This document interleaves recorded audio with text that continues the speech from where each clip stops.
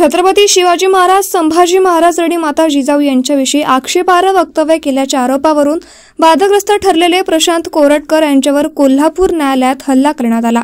ही घटना त्यांच्या सुनावणी दरम्यान घडली असून न्यायालय परिसरात एक संतप्त व्यक्तीने त्यांच्यावर शारीरिक हल्ला केला। सुरक्षा यंत्रणांनी तात्काळ हस्तक्षेप करत परिस्थिती नियंत्रणात आणली।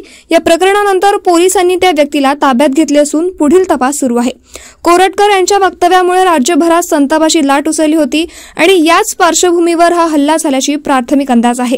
ही घटना घडल्यापासून कोरटकर हा फरार होता आणि त्याची बेल रद्द झाल्यामुळे तो बेंगलोरच्या एका हॉटेलमध्ये लपून बसला होता।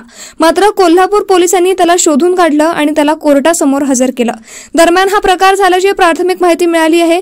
कोरटकरच्या वादग्रस्त विधानामुळे छत्रपतींच्या मावळ्यांमध्ये तीव्र संतापाची लाट उसळली आहे आणि आज झालेला हा हल्ला त्याचाच एक प्रकार असल्याची माहिती पुढे आली आहे।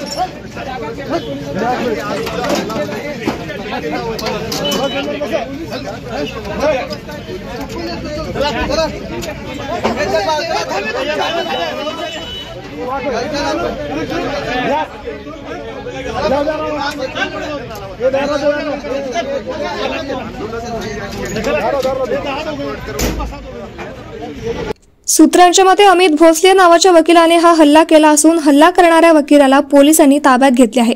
हल्ला करताना पैसा हरामखोर छत्रपतींचा अपमान करतोयस का असा सवाल केल्याची बातमी देखील पुढे आली आहे।